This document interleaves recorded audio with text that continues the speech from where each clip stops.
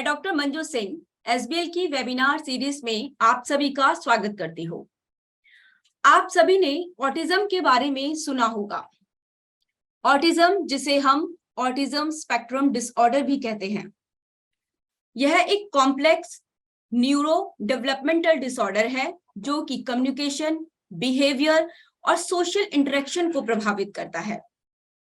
आइए आज जानते हैं ऑटिज्म के बारे में पूरी जानकारी अपने homeopathy expert doctor Navneet Bidani से। डॉक्टर नवनीत बिदानी एक सीनियर होम्योपैथिक कंसल्टेंट और एजुकेटर हैं। इन्हें होम्योपैथी की फील्ड में 22 साल का एक्सपीरियंस है। अगर इनकी क्वालिफिकेशन की बात करें तो he is BHMS, MSc in psychology and MD in paediatrics. Sir, आपका बहुत बहुत स्वागत है। वेबिनार को शुरू करने से पहले हम कुछ पॉइंट्स जान लेते हैं जो कि काफी इंपॉर्टेंट हैं। जैसे कि अगर आपको इस वेबिनार से रिलेटेड जो हम टॉपिक है ऑटिज्म, इससे रिलेटेड कोई भी क्वेश्चन है तो आप हमारे चैट बॉक्स में लिख सकते हैं। इसके साथ ही जो भी लोग अटेंड कर रहे हैं उनको ऑनलाइन पार्टिसिपेशन सर्टिफिकेट प्रोवाइड किया जाएगा। इसके लिए लिंक चैट बॉक्स में दिया जाएगा। आप वेबिनार के नेक्स्ट डे हमारी वेबसाइट पर विजिट कर सकते हैं। अगर आपको वेबिनार की रिकॉर्डिंग और अदर एजुकेशनल वीडियोस से रिलेटेड पूरी जानकारी चाहिए तो आप हमारा सोशल मीडिया जैसे कि लिंक्डइन, फेसबुक, यूट्यूब, ट्विटर और इंस्टाग्राम को फॉलो कर सकते हैं। वेबिनार के आखिर में हम आपसे वेबिनार का फीडबैक लेंगे, तो उन क्वेश्चंस का रिप्लाई अवश्य करें। चलिए जानते हैं ऑटिज्म के बारे में पूरी जानकारी डॉक्टर नवनीत बिदानी से। Sir, over to you. Thank you.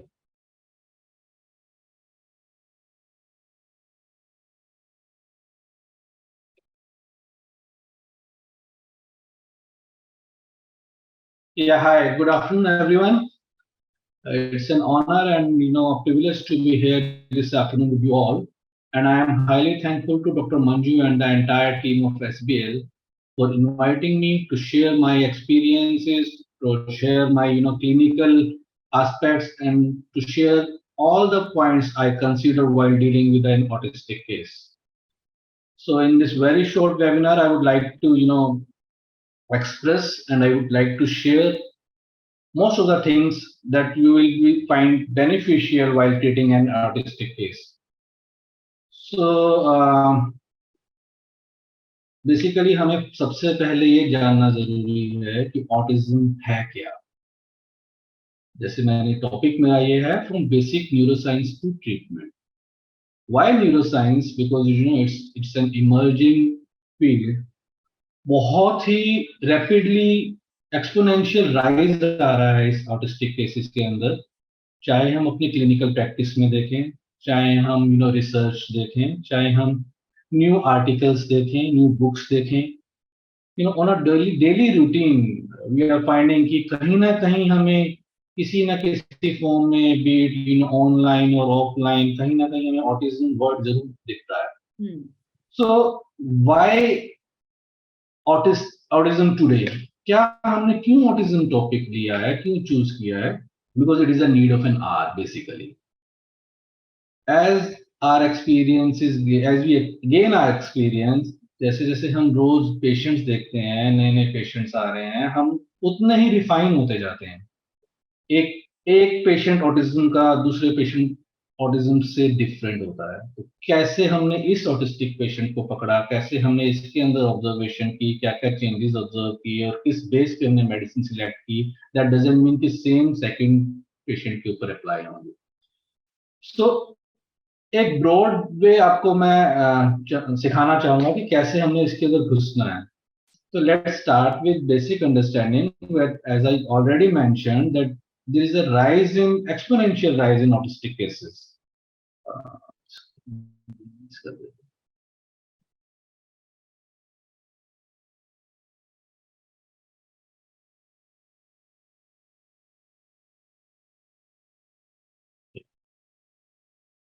So there has been an exponential rise in the prevalence of autism over the last 10 years. I would say over the last 15 years, because जो last data हमें online available हुआ है वो 2018 का हुआ है, that too in US.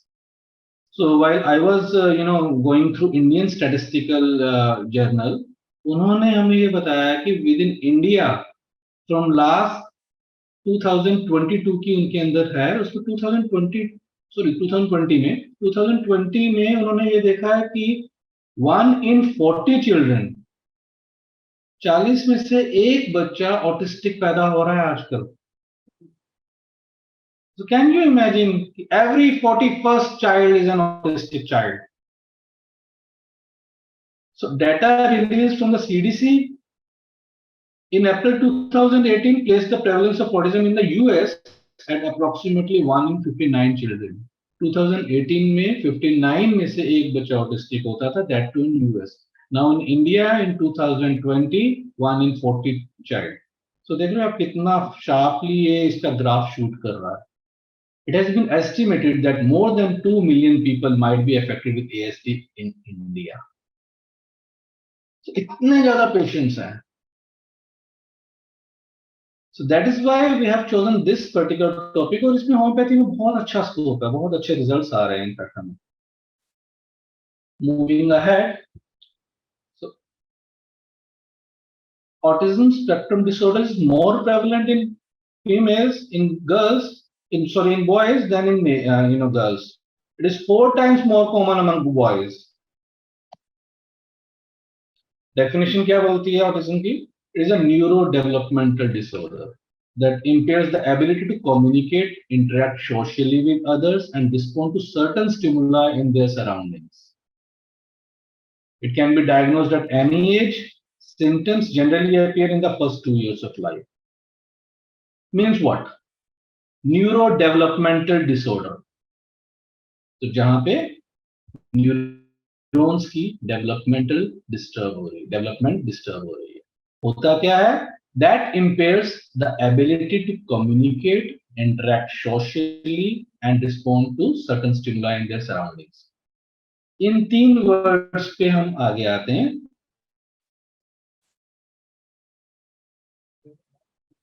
अब होता क्या है? न्यूरोसाइंस क्या कहती है? कौन से एरियाज अफेक्टेड होते हैं ऑटिस्टिक चिल्ड्रन के अंदर?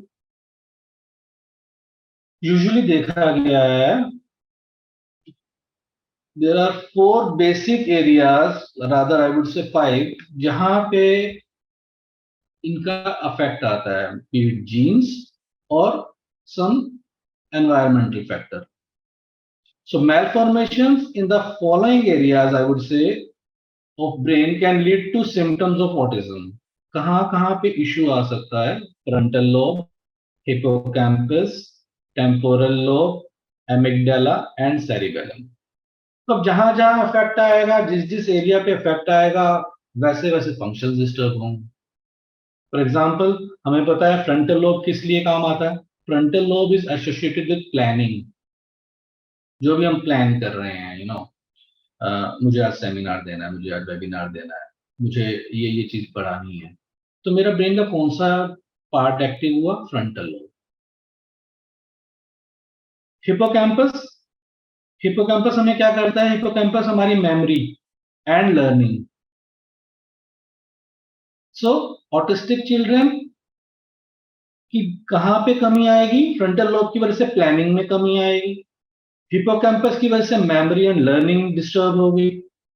Temporal lobe. टेम्पोरल लोब का क्या काम है? Auditory and speech and memory. Broca's area यहां होता है. हमारा सुनना, हमारा बोलना, हमारे को याद करना, along with hippocampus temporal lobe देखता है. तो जब हमारा ये एरिया भी डिस्टर्ब हो रहा है तो हमारे सिम्टम्स वैसे डिस्टर्ब होंगे. Next is amygdala. एमिगडाला किस लिए होता है? क्या फंक्शनिंग है? मेजर फंक्शन, इमोशंस को कंट्रोल करता है. अब एमिगडाला में अगर प्रॉब्लम आ रही है तो एक ऑटिस्टिक चिल्ड्रन के, चाइल्ड के इमोशंस डिस्टर्ब होंगे. या तो अपने इमोशंस को एक्सप्रेस नहीं कर पाएगा या वो इमोशन समझ नहीं पाएगा. ऑफ कोर्स सेरिबेलम, जो कि रिस्पॉन्सिबल है motor skills, fine skill and shifting attention. हम यहां से एकदम से मेरा कोई पेशेंट आ गया तो मेरी अटेंशन एकदम से वेबिनार से हटके कहाँ जाएगी? अरे पेशेंट आ गया। कौन सा एरिया? सेरिबेलम। मेरे मोटर स्किल्स कहाँ पे डिस्टर्ब होंगे? कहाँ उसका रोल है? सेरिबेलम। तो जब हमने देखा कि हमारी न्यूरोसाइंस क्या कह रही है, न्यूरोसाइंस कह रही है कि एक ऑटिस्टिक चाइल्ड जो है उसका इम्पैक्ट ब्रेन के frontal lobe, hippocampus, temporal lobe, amygdala and cerebellum में हो रहा है। तो उससे रिलेटेड इश्यूज क्रिएट हो रहे हैं, यही उसके क्लिनिकल फीचर्स आ रहे हैं। अब क्या होता है, नॉर्मली एक टिपिकल ब्रेन है, उसके अंदर सिग्नल क्या जाएगा? हमें ए टू समझो, ए टू जी तक जाना है। तो एक टिपिकल ब्रेन में सिग्नल जाएगा A to B, B to C, C to D, D to E, E to F, F to G. ये उसका सीक्वेंस होगा। एक ऑटिस्टिक ब्रेन का क्या सीक्वेंस होगा? ए टिपिकल पैटर्न हो जाएंगे।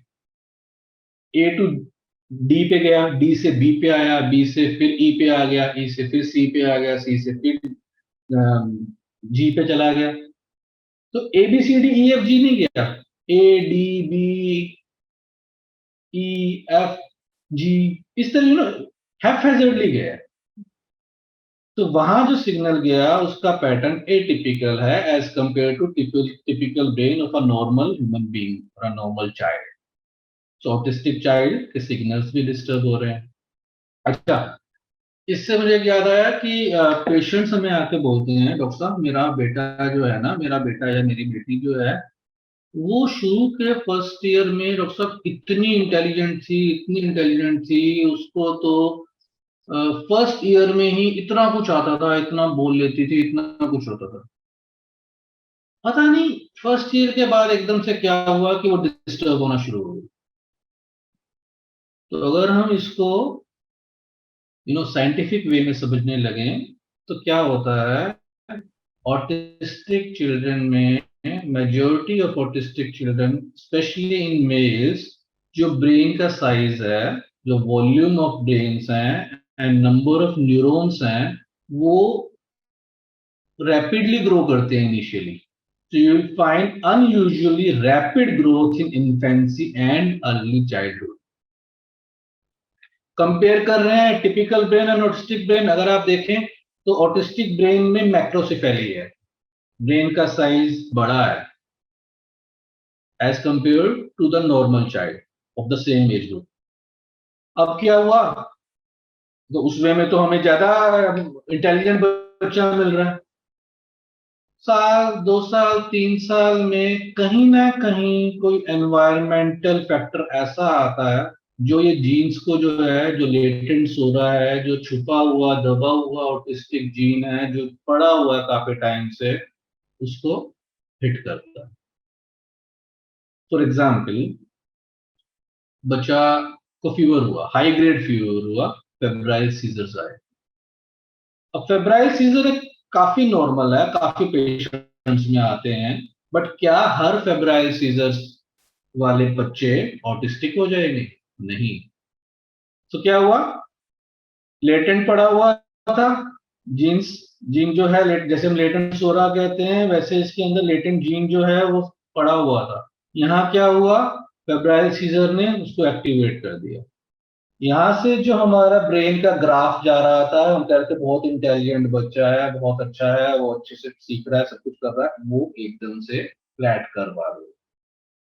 जैसे जैसे एज बढ़ी वो फ्लैट कर, rather than going upwards, moving upwards, वो डाउनवर्ड आने शुरू, सारी प्रॉब्लम्स वहां शुरू हो गई। तो बेसिकली क्या है ऑटिज्म?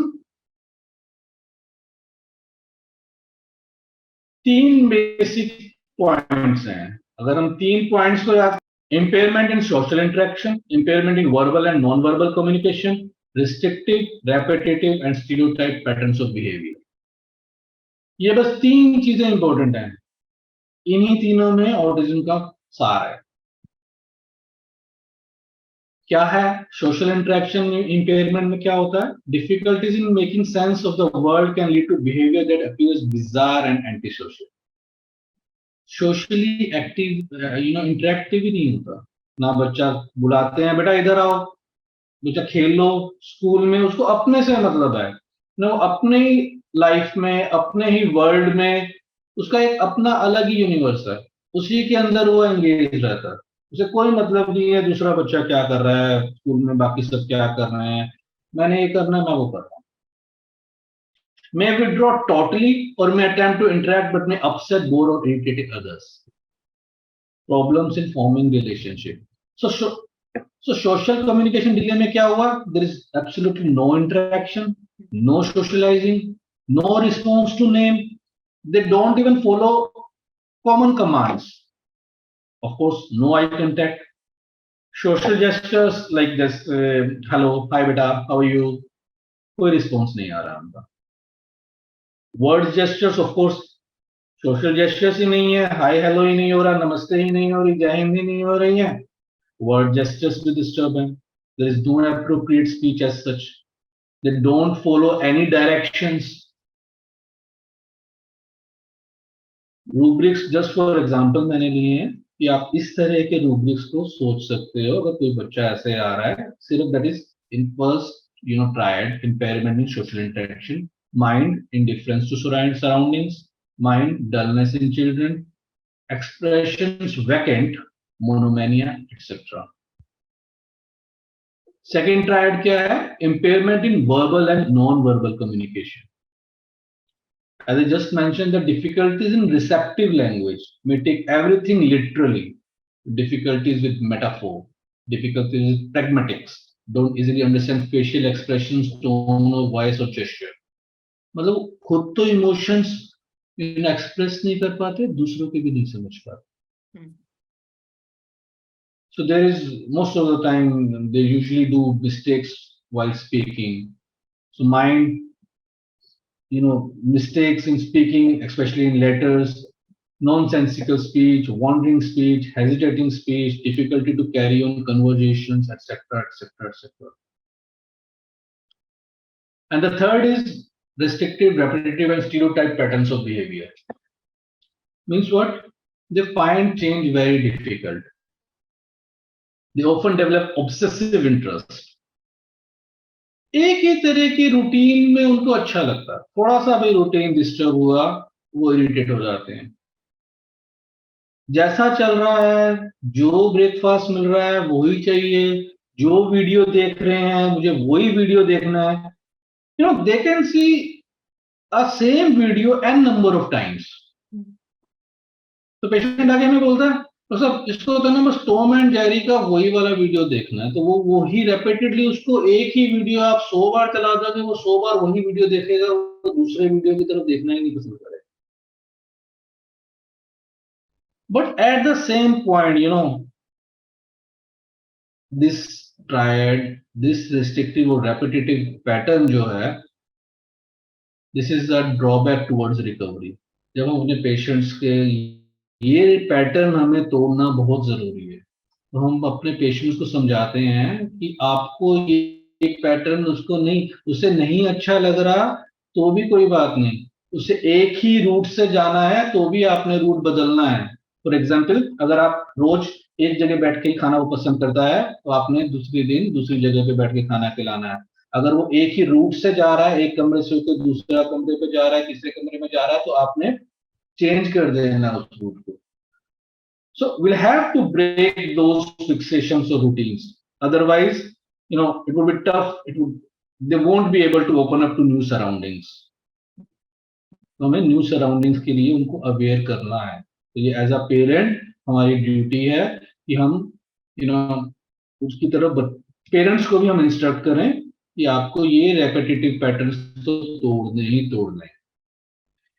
एक काफी इंपॉर्टेंट बात आ जाती है, हमने काफी जगह जब भी हम ऑटिज्म का कोई आर्टिकल पढ़ते हैं तो स्टिमिंग एक वर्ड काफी कॉमन है. स्टिमिंग इन ऑटिज्म, स्टिमिंग भी वही है जो थर्ड ट्रायड का है, दैट मींस की रेपिटेटिव बिहेवियर. तो stimming is common among people with autism. In fact the DSM-5 criteria in 5th edition, it is mentioned that it even includes stimming as a diagnostic criteria for autism. मतलब क्या होता है stimming का? self-stimulation. Medically, stimming is known as stereotypic behavior. Stereotypic behavior. एक ही तरह के movement करते रहते हैं, क्लैपिंग हैंड्स. पेशेंट कहेगा तो सब ये हाथ ऐसे से करता रहता है, रॉकिंग एंड बाउंसिंग, एक ही सर्कल में एक ही उसमें घूमते रहेंगे. Hair pulling. एक पेशेंट आता था मेरे पास, उसको बस मम्मी के बाल चाहिए, खींचता रहता है, खींचता रहता है, खींचता रहता है. Walking on tip toes, rubbing and stretching the skin. But there are so many such things. उनका एक टिपिकल पैटर्न हो जाता है, मुझे रोज यही करना. And people, especially children who still might appear as if they are intentionally moving or making noise in ways, in ways that don't serve an obvious purpose. हमें लगता है कि यार ये intentionally कर रहे हैं, but वो उनका एक वे है कम्युनिकेट करने का. So they seem to communicate, self-soothe, or even just because it's enjoyable. उसमें ऑफ कोर्स कुछ एक हार्मफुल स्विमिंग भी होती है, जैसे हेड बैंगिंग, हेड हिटिंग. तो यहाँ पे बच्चे अपना सर मारने लग जाते हैं. पेशेंट हमें आके बोलते हैं कि पेरेंट्स हमें आके बोलते हैं कि हमारा बच्चा जो है वो सिर दीवार पे सिर मारता रहता है, या बाइट करता है, खूब बाइट करता है, या वो अपने आप को ही नोचता रहता है, खुद को थप्पड़ मारता रहता है. एक हुआ का केस था, उसमें बहुत सेल्फ हिटिंग थी. अगर बात की बात है, बट अगर हम उसको करते हैं कंसीडर, तो यहाँ सेल्फ हिटिंग, खुद को मारना काफी कॉमन मिलता है किसी भी फॉर्म में. तो this is what is called as stimming. So clinical features, common features क्या क्या होते हैं? Inappropriate playing with toys, inability to relate to others, strange attachment to objects. जैसे मैंने कहा, एक ही पर्टिकुलर चीज से बड़ा प्यार हो जाता है, एक ही वीडियो को बार बार देखते हैं, एक ही चीज खाना उन्हें पसंद करता है, रोज एक ही चीज खिलाते रहो. स्पीच और lack of speech, difficulty dealing with changes to routine, lack of awareness of danger, over sensitive और under sensitive sound. Over sensitive sound बहुत कॉमन है. मेरे पास कितने सारे पेरेंट्स आके बोलते हैं घर में जैसे ही ऊंची आवाज होती है, फॉर एग्जांपल अगर प्रेशर कुकर भी चलता है तो उसकी सीटी की आवाज से इतना बच्चे डर जाते हैं. इवन मेरे पास एक बच्चा, एक पेरेंट्स आए कि उन्होंने बोला कि एक टाइम पे ना इसके पापा जो हैं बच्चे के, वो पूरी फुल बियर्ड में रहते थे. तो अचानक से उन्हें पता नहीं क्या सूझा कि उन्होंने ना अपनी शेव करी और नेक्स्ट डे बच्चे ने उनके पास ही नहीं गया. वो जो बच्चा अपने पापा की गोदी में चिपका रहता था, जस्ट बिकॉज उसके father for the very first time clean shave उसके पास आए हैं, वो बच्चा इतना घबरा गया, वो अपने पापा के पास भी नहीं गया. कितने कितने टाइम तक नहीं गया. इट्स नॉट कि चलो फर्स्ट टाइम नहीं गया, सेकंड टाइम नहीं गया, आवाज से पहचान लिया, जेस्चर से पहचान लिया पापा है मेरे. नो. सो इतने ज्यादा ओवर सेंसिटिव होते हैं, या वुड से कि एक ही फिक्स पैटर्न के तरह सोचते हैं कि इसके अलावा तो कहीं बाहर जाना ही नहीं. इनएप्रोप्रिएट लाफिंग और crying. So these are all the common symptoms. Picky eaters हैं, स्किन के टैग्स नहीं पसंद हैं, या स्किन क्लोथ्स एक ही तरह के पसंद है. बस एक बच्ची आती है, वो कभी भी उसको यू नो हमेशा उसको स्कर्ट पहननी है. कभी आपने उसको जीन्स पहना दी, कभी नहीं पहनेगी, हमेशा उसको और वो भी टिपिकल कलर की, हमेशा उसको पिंक कलर ही चाहिए, दूसरा पहनेगी नहीं. एक बच्ची आती है, वो कभी स्कूल ड्रेस पहनती ही नहीं है, कभी भी स्कूल में जा रही है, she is 5 year old, but कभी भी स्कूल ड्रेस नहीं पहन के जा रही. So what can trigger ASD children? Anything in excess, be it anything too fast, too high, too overwhelming, too unfamiliar, एकदम से तेज noise, anything in excess can trigger ASD. Too hectic, too loud, too new, too bright, too unexpected, too vague, too loose, anything. So moving ahead to etiology, that is the important part. कि क्या होता है actually? What is exactly the recipe of autism? जैसे कि हमें पता है कि एक कॉन्स्टिट्यूशन हमेशा जीन्स और एनवायरनमेंट दोनों से मिलकर बनता है, फिनोटाइप एंड जीनोटाइप। तो ऑटिज्म के केस में भी ऐसा है, जीन्स है, बट जीन्स को ट्रिगर किसने किया? एनवायरमेंटल इंसल्ट ने। कैसे एनवायरमेंटल इंसल्ट क्या हुई? जीन्स के ऊपर हम ज्यादा नहीं जाएंगे, ज्यादा स्टडी नहीं करेंगे, बिकॉज टाइम भी कम है और थ्योरेटिकल हमें जाना नहीं है। एनवायरमेंटल इंसल्ट क्या हुआ जो सोए हुए जीन्स को जगाया उसने? There can be multitude of possibilities. Attention has focused on direct insults to the child from conception to age 3. There are more than 30 environmental insults like mercury exposures, vaccines, changes in diet, viruses, increased copper in the water supply. एक patient आया था जिसकी problems कब हुई, उसका जो है दांत गिर गया था, बच्चा दांत टूट गया, तो उसको जो है डेंटल अमेलगम वगैरह लगाया गया जिसके अंदर मर्क्यूरी कंटेंट होता है। अब तो खैर बैन हो गए हैं वो। तो उसके बाद से ये इश्यूज शुरू हुए।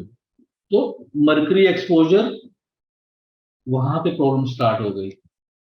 ये आप सबको पता है कि कितने फ्रिक्वेंटली वैक्सीन कितने ज्यादा बढ़ते जा रहे हैं, हम कितने हमारे हमने खुद ने कितने वैक्सीन लिए और हमने आगे अपने बच्चों को कितने दिए, और आज की जनरेशन में कितने वैक्सीन लग रहे हैं, या you are very well aware of that thing. So as the number of required vaccines rises, the there is exponential rise in the cases of autism.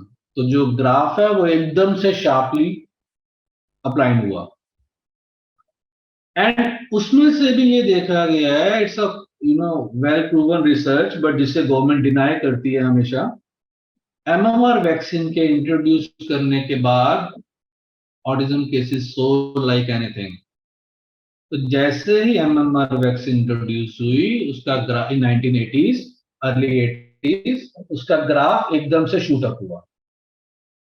और इसका हमारे पास डायरेक्ट रूब्रिक भी है, autism in children after vaccination. Of course we are not pretty sure, so इस rubric को ऐसे ही नहीं ले लेना unless and until you are pretty sure. तो मूविंग अहेड टू ट्रिगर्स, और क्या क्या ट्रिगर्स हो सकते हैं जिन्होंने इस तरह की प्रॉब्लम को एकदम से एग्रेवेट किया? Emotional factors, especially mother's state of mind during pregnancy, intrauterine life. Now, every emotion, good or bad, will be transferred to the fetus, so intimately connected with the mom. So, the state of the mother during pregnancy can reflect the state of disorder of the child. कैसे? Of course, as you all know, stress से क्या होता है? एक mother बहुत stress में है, बहुत ज्यादा उसको किसी भी तरह की प्रॉब्लम्स हैं, be it physical or mental or social. Husband care नहीं कर रहा, सासू माँ ताने पे ताने मारी जा रही है, जॉब प्रोफाइल ऐसा है कि उसको रेस्ट नहीं मिल पा रहा है, प्रॉपर डाइट नहीं मिल रही है, प्रॉपर स्लीप नहीं मिल रही है, तो क्या होगा? स्ट्रेस बढ़ेगा, एंजाइटी बढ़ेगी. जब स्ट्रेस बढ़ेगा हमारे बॉडी में कोर्टिसोल लेवल बढ़ जाएंगे. अब कोर्टिसोल एक ऐसा हार्मोन है जो इजीली ट्रांसप्लेसेंटल बैरियर जो होता है उसको क्रॉस कर लेता है. तो मदर से प्लेसेंटा का बैरियर को क्रॉस करके कोर्टिसोल बेबी में आया, और हाई कोर्टिसोल होने से बच्चे के अंदर भी स्ट्रेस की वजह से प्रॉब्लम्स क्रिएट होनी शुरू हो गई, intrauterine only. It's also a well proven research. So हमें कैसे इंटेरोगेट करना है अपने पेशेंट से? अगर इसी पर्टिकुलर ट्रिगर की बात करें तो हमें पूछना है कि what was mom's first reaction on hearing that she was pregnant? Was it first, not now, this is not the right time, or I don't deserve to have a healthy baby looking at my past? There are negative reactions as well.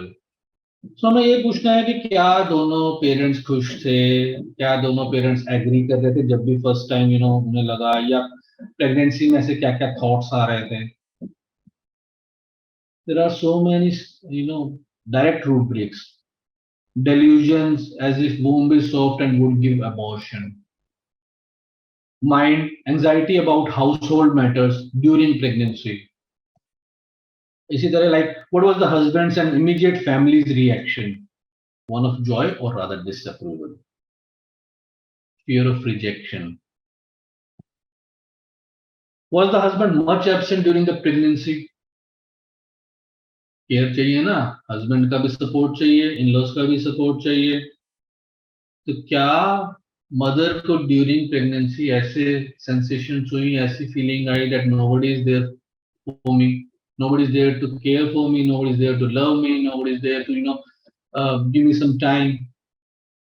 वो second feeling आ जाती है कि मेरा कोई है ही नहीं, मेरा कोई केयर नहीं करना, हर कुछ मुझे ही अपना करना है, मुझे अपना फैमिली को भी संभालना है, मुझे अपने दूसरे बच्चों को भी देखना है, मुझे अपने प्रोफेशन को भी देखना है, मुझे अपने घर का खाना पीना भी देखना है, एट द सेम टाइम मुझे मेरे बच्चे को भी देखना है।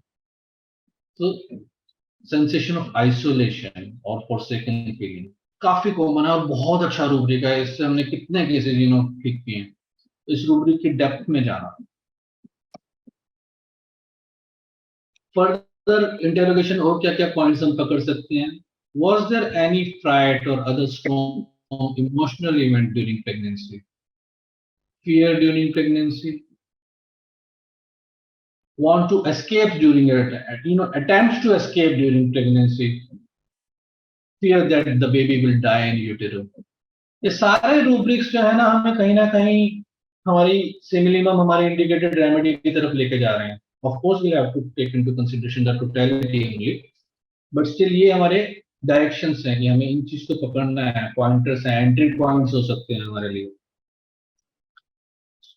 सो mind well that the exact key in such cases is mother state of mind during pregnancy. उनको हमने खूब अच्छे से बात करनी है, मदर से अकेले में, फादर से अकेले में, फैमिली से अकेले में, because the remedy mom needed in pregnancy might be the remedy the autistic child needs now, क्योंकि वो बच्चा हमें नहीं एक्सप्लेन कर पा रहा कि उसके दिमाग में क्या चल रहा है, बट जहां से वो डेवलपमेंट हुई या जहां पे वो हमारा प्रॉब्लम स्टार्ट हुई, उस टाइम पे मदर के दिमाग में क्या चल रहा था, वो हमें उस तरफ लेके जा सकता है। एक बहुत इंपॉर्टेंट क्वेश्चन आता है कि हमने चलो सारा केसेस देख लिए अच्छे से, ले लिया, इंप्रूवमेंट कैसे असेस करेंगे? मेडिसिन भी आपने परफेक्ट सिलेक्ट कर ली, कैसे आप इंप्रूवमेंट अपने बायोस में देखेंगे कि केसेस आपके पास आ रहे हैं और आपको क्या क्या इंप्रूवमेंट को ऑब्जर्व करना है कि you are on the right track? So it is not uncommon to notice improvements from the very first dose of a correctly chosen remedy. You won't believe कि फर्स्ट से थर्ड वीक के अंदर ही patient आके हमें बोल देते हैं हमारे बच्चे में चेंजेस आ रहे हैं, बट क्या वो चेंजेस मेडिसिन की वजह से हैं या क्या वो चेंजेस वैसे ही बढ़े आगे, इस बार हमने नया सिम्टम नोट किया, it might be a coincidence कि हमने मेडिसिन स्टार्ट की और दूसरा हुआ। तो हम कैसे उसको जज करना आते हैं उसको। Improvements are cumulative. If the remedy is correct, the child should obviously be getting better from week to week and month to month. The amount of improvement and the length of time needed for full treatment depends on the severity of symptoms कितने थे, degree of irreversible damage कितना था, ये सबके हर pathology के साथ ये point आप डाल सकते हो। Closeness of the match between the remedy and the patient's symptoms, skill and experience of the prescriber in choosing remedies and managing the changing symptoms as treatment progress. तो मैंने बेसिकली ये 4.5 पॉइंट पकड़े हैं, इसको आपने समझना है अच्छे से कि जब हमने मेडिसिन दी, सबसे पहले क्या बच्चे के अंदर चेंजेस आएंगे। सबसे पहले हमारी मेडिसिन हिट करेगी इसकी सेंसरी कंसर्न से। तो पेरेंट्स से हम क्या एक्सपेक्ट करेंगे? अगर हमने राइट सिमिलिमम दिया है, हमारा अगर मेडिसिन बिल्कुल करेक्ट है, तो पेरेंट्स हमें आके बोलेंगे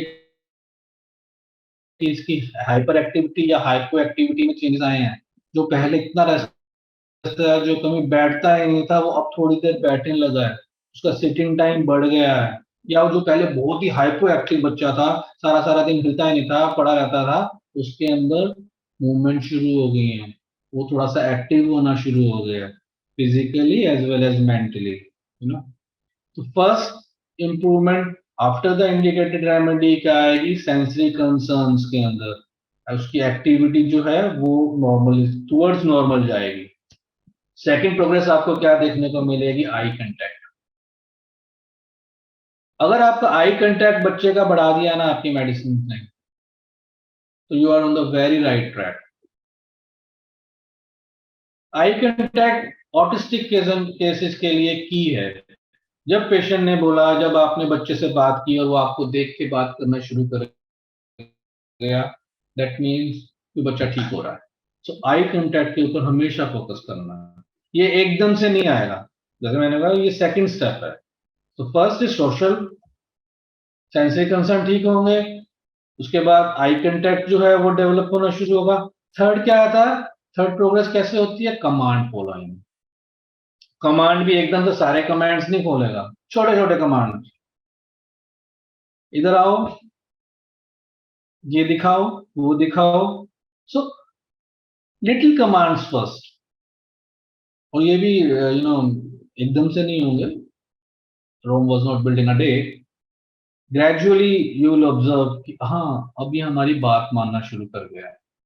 पेरेंट्स आपको बताएंगे, एग्जैक्टली बताएंगे क्या कितनी तक बात मान लेता. एक बहुत इंपॉर्टेंट पॉइंट है कि ऑटिस्टिक चिल्ड्रन जो है वो पॉइंट नहीं करते हैं. तो जैसे जैसे मेडिसिन काम कर रही हैं, ऑटिस्टिक चिल्ड्रन जो है वो they start pointing towards objects. इसमें भी एक काफी इंटरेस्टिंग बात है. इसमें क्या करता है बच्चा कि पहले जो है वो ऑब्जेक्ट्स को पॉइंट करता है. बुक को पॉइंट करेगा, मोबाइल चाहिए उसको पॉइंट करेगा. उसके बाद अगर आप फोटो दिखाएंगे ना, पापा कहाँ है, तो वो फोटो में तो पहचान लेगा. बट सामने खड़े अगर चार लोग हैं, उसमें से कहो ना कि पापा कौन से हैं, तो नहीं पहचानेगा. ये मेरा काफी कितने बच्चों में मैंने क्लिनिकली देखा है. पेरेंट्स आके लिटरली बोलते हैं, सर हमें, मैं लाइव खड़ा मुझे नहीं पहचान रहा, फोटो में देख के मुझे पहचान रहा. तो दे रिकॉग्नाइज पेरेंट्स लेटर. पहले वो मोबाइल की तरफ पॉइंट कर रहा है, पहले वो बुक्स की तरफ पॉइंट कर रहा है, वैसे वो पेन की तरफ पॉइंट कर रहा है, पहले वो टॉय की तरफ पॉइंट कर रहा है जो उसे चाहिए. पेरेंट्स के पॉइंट बाद में करेगा. तो पहले थिंग्स रिकॉग्नाइज फ्रॉम फोटोज में से रिकॉग्नाइज करेगा, पेरेंट्स को बाद में रिकॉग्नाइज करेगा, पेरेंट्स को पॉइंट और भी बाद में करेगा. फिफ्थ मेन पॉइंट क्या रहता है? They start speaking need based words. बहुत ही जो उनको जरूरी चाहिए ना, आजा, दे दो, खाना, come, give, take, hello, couple, bye, रटे हुए शब्द बोल देगा. बट कमांड उसमें भी अच्छी नहीं आएगी. धीरे धीरे वो क्लियरली बोलना शुरू करेगा, कमांड उस पर आती जाएगी. अब इनिशियल क्या हो रहा है? मेडिसिन दी है, ये सब पॉइंट्स आ रहे हैं, बट एनालाइज नहीं कर पा रहा वो. अगर हम पूछेंगे बेटा कब गए थे, कहाँ गए थे आज हम घूमने के लिए, उसे नहीं पता. अगर आप डायरेक्टली पूछोगे बेटा आज पार्क गए थे घूमने के लिए, हाँ, तो कब, कहाँ, कैसे, क्यों नहीं बता पाएगा, एनालाइज नहीं कर सकता इतनी जल्दी. सो डायरेक्शन ऑफ क्योर की तरफ हम बात करें तो कैसे, अगर हमारी राइट मेडिसिन कैसे काम कर रही है, सबसे पहले क्या चेंजेस देखने हमने. सेंसरी कंसर्न में इंप्रूवमेंट हुई. देयर आफ्टर आई कांटेक्ट आया. आई कांटेक्ट के बाद उसने लिटिल कमांड्स फॉलो करने शुरू किए. उसके बाद उसने पॉइंट करना शुरू किया ऑब्जेक्ट्स की तरफ. And last but not the least, need based words से स्टार्ट हुई उसकी स्पीकिंग, जो कि बहुत ही अनक्लियर थी, जो कि डिलेड था स्पीच, वो उसकी आनी शुरू होगी. जो कमांड नहीं थी उसमें कमांड आने शुरू हुई. एंड ग्रेजुअली वन वर्ड से टू वर्ड्स, फ्रेजेस बनाना शुरू किया. इस तरह जाता है. So just to conclude my session, because I was given just 25 to 30 minutes. So we can definitely help the autistic children. We means homeopaths. Clear detailed history is required. Do not ignore mother's state of mind during pregnancy, even while taking a child's case. Differentiate closely related medicines. Think twice before changing a remedy. Give the medicines till the patient is better. Thank you. Thank you sir for this informative presentation. So अभी हमारे पास कुछ questions हैं जो कि हमारे viewers ने लिखे हैं, तो एक हाँ। बार इनको डिस्कस कर लेते हैं। तो पहला क्वेश्चन है, what are some of the symptoms of autism a parent should look for? तो मैंने बताया सारा सोशल इंटरेक्शन, यही सब तो अभी क्लिनिकल फीचर डिस्कस किए हमने। Right. Socially unable to play, communicate with others, repetitive behavior, sensory phenomena, stimming. All these are the classical features of autism. Second question है, what is the prognosis of children with autism? Well, it depends upon how good you are as a homeopath. Right. Initially मुझे भी बड़ा डर लगता था autistic cases को देखने में, डील करने में। मुझे भी अच्छे रिजल्ट्स नहीं आते पता थे, बिकॉज मुझे पता ही नहीं था कि किस डायरेक्शन में जाना है, क्या सोचना है, कैसे मेडिसिन प्रिस्क्राइब करनी है। एक कंप्लीट रेपर्टरी में रूब्रिक है ऑटिज्म, तो क्या हम ऑटिज्म के नाम के ऊपर मेडिसिन दे देंगे? There are more than 50 remedies in that rubric autism. तो क्या हमारे पास सिर्फ 50 मेडिसिन ही हैं जो उस ऑटिज्म को ठीक कर पाएंगे? तो ये हमारे स्किल्स के ऊपर डिपेंड करता है कि प्रोग्नोसिस कैसा है। हमारे पास इतने इतने मार्वलस रिजल्ट्स हैं ऑटिज्म के, ऑटिस्टिक केसेस के, क्या बताऊं। और इनिशियली आज से अगर मैं 10 साल पहले या 5 साल पहले की बात करूं, तो मैं 20% पेशेंट्स पे भी एक इंप्रूवमेंट नहीं लाता था। हाँ, अब बात ये आती है, क्या हम 100% ठीक कर सकते हैं? प्रोबेबली नॉट, बट हम उनको इस लेवल तक ला सकते हैं, बिकॉज सी ना, न्यूरो डेवलपमेंटल डिले है इसके अंदर। जो एक 5 साल का बच्चा है बोल पाता है, ये 10 साल में जाके कर पा रहा है वो एक्टिविटी। बट एटलीस्ट हमने उसको इतनी हेल्प कर दी कि वो सेल्फ डिपेंडेंट हो गया, वो अपने मैसेज कन्वे कर पा रहा है, वो अपने इमोशंस को एक्सप्रेस कर पा रहा है, वो अपनी प्रॉब्लम्स को बता पा रहा है।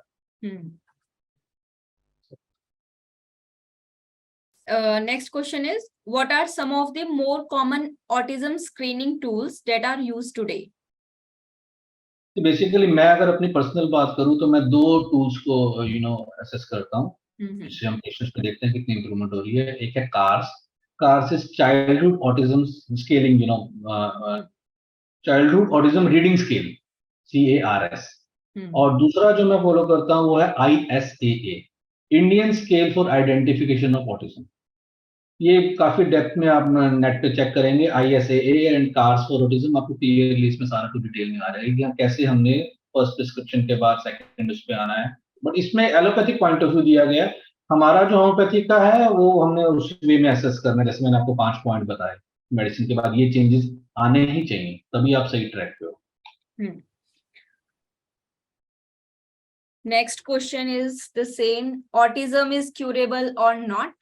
Homeopathy can cure autism. We can help autistic children. Yes.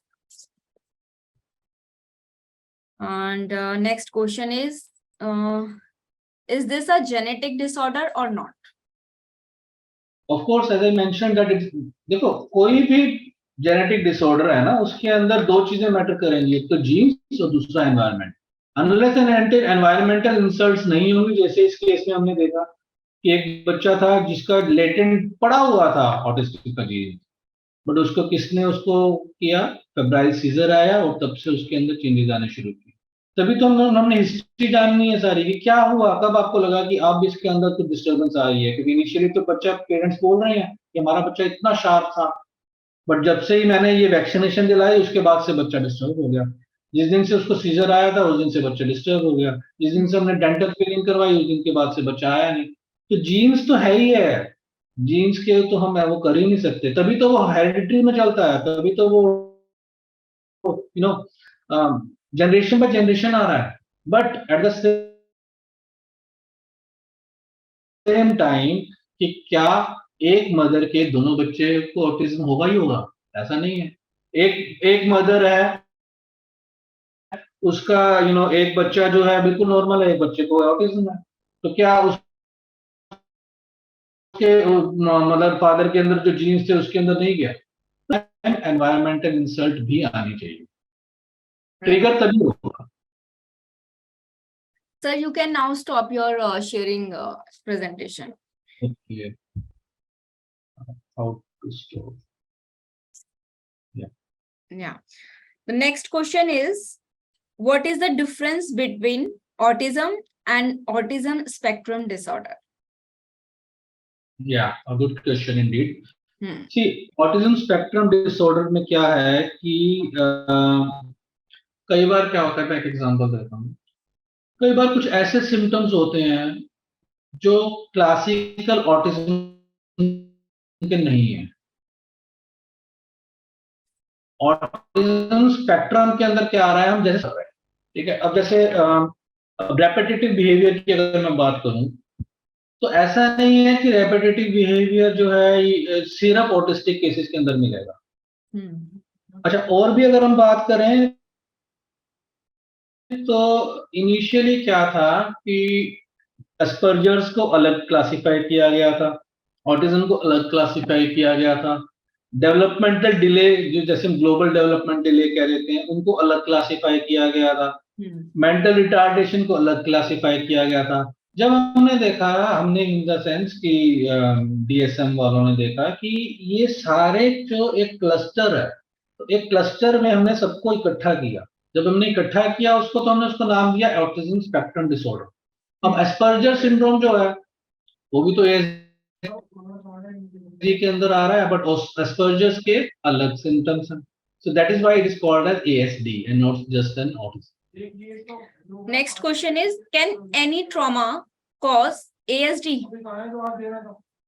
Yes, as I just mentioned, अगर वो जीन्स लेटेंट है, अगर वो सोया हुआ जीन्स है, ट्रॉमा किसी भी फॉर्म में हो, फीवर आया तो ट्रॉमा था, उसने सीजर डेवलप किए वो ट्रॉमा हुआ, हेड इंजरी डायरेक्ट हुई वो ट्रॉमा हुआ, उसने उस जीन्स को जगा दिया, उसने अपने सिम्टम्स डेवलप कर दिए. Now the next question is, can a child with autism have a normal life? Yeah, why not? See, what do you expect? Normal life क्या है? What is a normal life? क्या normal life ये है कि हम लाखों कमा रहे हैं? क्या नॉर्मल लाइफ ये है कि हम छुट्टियों पे घूमने जा रहे हैं? नॉर्मल लाइफ ये है कि हम अपने काम खुद कर रहे हैं, हम किसी पे डिपेंडेंट नहीं हो रहे हैं. नॉर्मल लाइफ ये है कि अगर मुझे भूख लग रही है तो मैं इतना कैपेबल हूं कि मैं बोलूं कि मुझे खाना दे दो. नॉर्मल लाइफ ये है कि अगर मुझे पोटी आ रही है तो मैं एक्सप्रेस करूं या मैं जाके करके आऊं, rather than कि मैं उसको यहीं पे कर लूं. So there is a different definition of a normal. अगर वो बच्चा इतना कैपेबल हो गया है कि सब कुछ कर रहा है, तो I think yes, the answer for your question is yes, certainly. Yes. Thank you, sir, for answering the questions.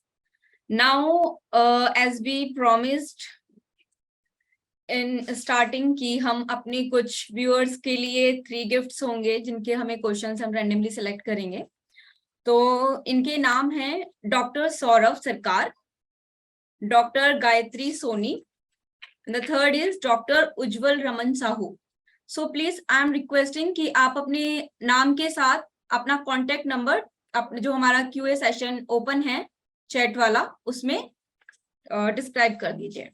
We will connect you further. Now, at the end of the webinar, we are having the feedback session as well. So, I'm flashing the questions on the screen.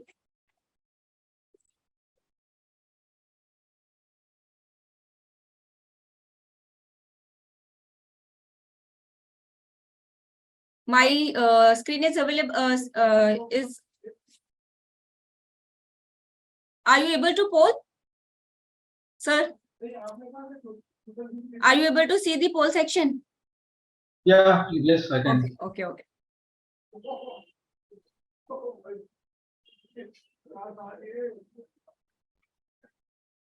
So the first question is, how was the speaker? Excellent, good, or not good?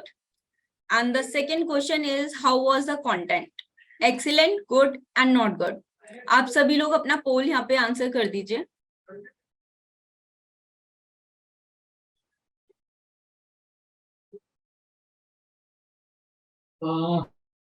मैं अभी questions पढ़ रहा था, एक question और interesting है.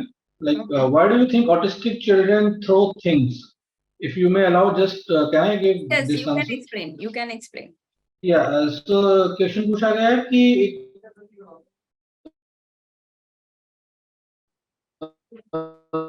क्यों autistic बच्चे जो हैं वो चीजें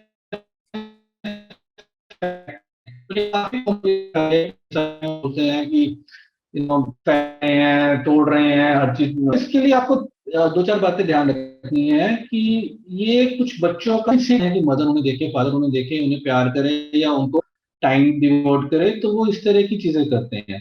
so number one, for attention seeking. Number two, they don't know the purpose of the things.